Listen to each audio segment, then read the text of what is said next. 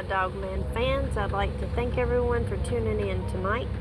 Tonight we're going to do a follow-up with the elderly man who I spoke with in Pennsylvania in what I call the Lichen Loop. Now John has gave me some more details that I did not cover in the original interview. So tonight I am going to go over them. Before we do, thank you for all your comments, and I would like to apologize for the background noise in advance. I am in an 18-wheeler traveling with my husband. Also, we are working on making Dogman Stories a studio that's going to be amazing. So if any of you guys would love to help, your support would be greatly appreciated. Also, I'm doing a free flow here, so I apologize in advance if I draw a blank. So without further ado, beware of animals.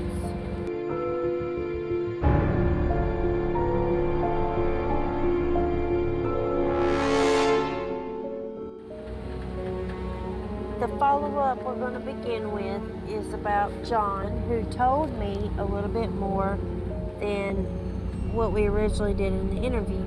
Now, some of you asked me if people put the signs up or if the government did. I was told the government put that up. So that tells us a lot more. And also, the wood line on every property is cut back as far as it can be around each property. There's no bushes, there's no gardens, there's hardly any flowers. There's nothing that an animal can hide. And also there is fences around each yard, and they're about 6 feet tall in the back. The front isn't fenced in, but like John said, if something wanted through the fence, they could get in. Also, all the driveways are basically right next to the side doors. So if there was something, people could just pull right up to their door and hopefully run in the house. But I don't think I'd do that if I was them. And they always put their trash cans at the end of the road, away from their house, far away from their house. And also, some have bars on their windows, some have metal roll down things on their windows, and some have bulletproof glass. Now, I don't think the bulletproof glass is for guns. I think the bulletproof glass is not to be broken, which we know bulletproof glass is not going to break. So I think that's the reason, so it doesn't break. Also, one person on that road has a panic room. It's in the basement, and it's made of concrete, and it's got a 5-inch steel door. I guess that person must have had an encounter that they did not like. Visitors, I was told by John, must leave by 4 o'clock. Shutdown on his home begins at 4:30 outside. It can go later on the inside, but he does not go outside after 5 o'clock. Kids are not allowed outside. In none of the neighborhood houses, kids are not allowed outside. And I think only 2 homes have children. Most of the people who have children have moved. There's also no stray animals. No cats, no dogs, no squirrels, raccoons. There's not even any roadkill. A lot of people do not have outside animals. A lot of people don't even have inside animals. But some do, because they like to know when something's running around in the yard. Also, the neighborhood puts food at the end of the road away from their homes, hoping to feed the animals and keep them away from their homes.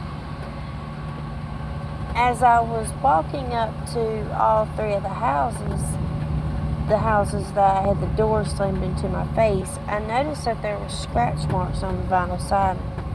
As I did notice the same thing on John's house too. He told me that happened before they started putting food out. But one thing I did notice, all the homeowners were scared. He did see a car hit something about 2 years ago, and he mentioned to me that not even 20 minutes later, a black van came, taped it off, and people with hazmat suits got out and put the creature in a bag and loaded it up. He said it reminded him of a murder scene, as if a homicide had happened and they bagged the body. It was the weirdest thing he had ever seen.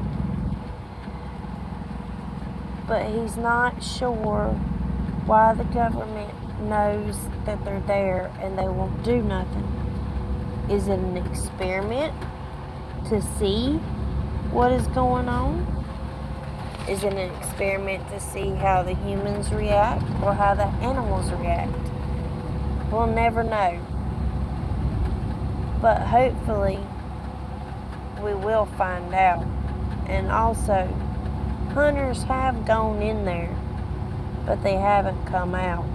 And when the police were called, the FBI always shows up and says they take over, but nothing else is ever done about it. So, is John right to be fearful for his life, or is he making it up? Only time will tell. But if you ask me, something fishy's going on in that neighborhood.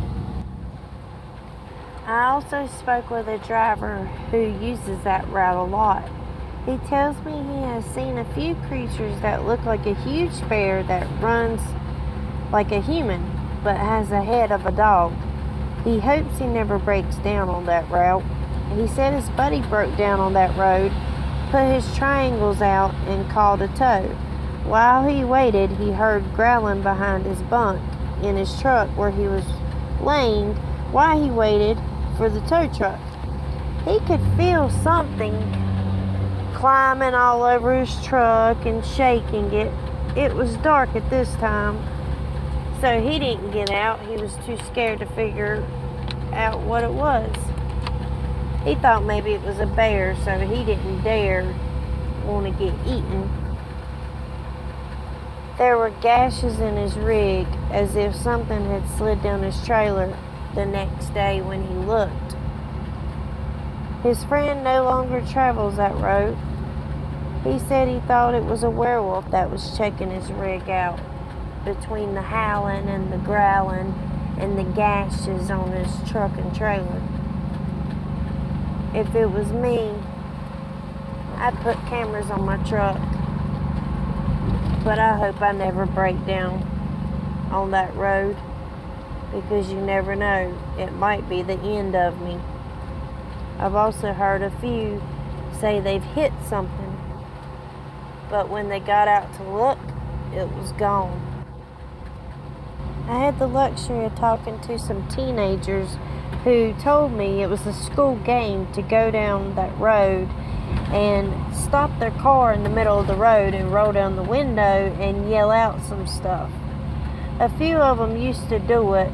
Usually it was about 3 or 4 cars that would do it. And they always seemed to have their phones, but they never caught anything. That beats me. I said, why would you have your phone but never catch anything?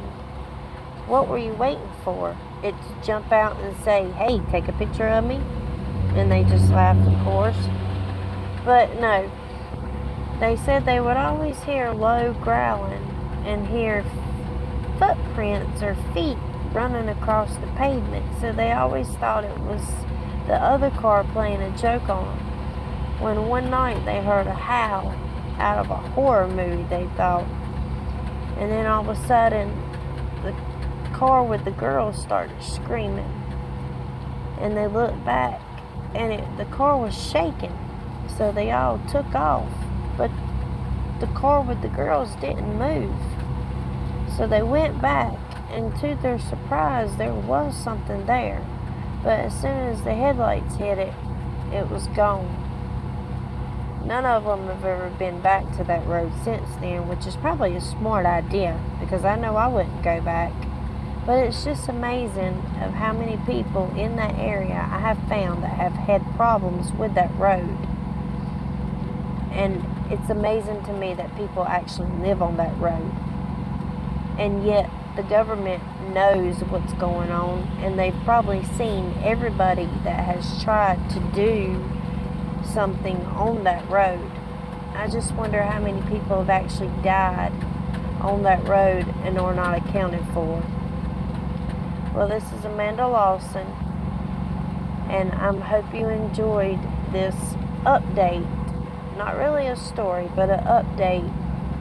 Please don't go near that road. You might not make it out. Well, that's all I have for tonight on that particular subject, the interview. But I want to leave you with a paragraph from the Werewolf Encyclopedia. It's called a Wendigo. Many people confuse Wendigo with a werewolf, which I guess it could be. Throughout the tribes of Native American people, there are numerous stories of shamans with shape-shifting abilities. Generally, the talent of assuming other forms is used for purposes of spiritual enlightenment, healing, gaining insight into tribal problems, and personal awareness. Even when the power to transform is used for evil by those sorcerers and witches who have chosen the dark side of medicine, there are few accounts of people being attacked, mutilated, or killed by the shape-shifting. A true savage, cannibalistic, werewolf-like monster is the Wendigo, a creature that hungers for human flesh. Well, that is a Wendigo. A creature who hungers for human flesh. That's the paragraph from the Werewolf Encyclopedia. So I hope you enjoy, and I'll see you Saturday. Tune in and have a great night.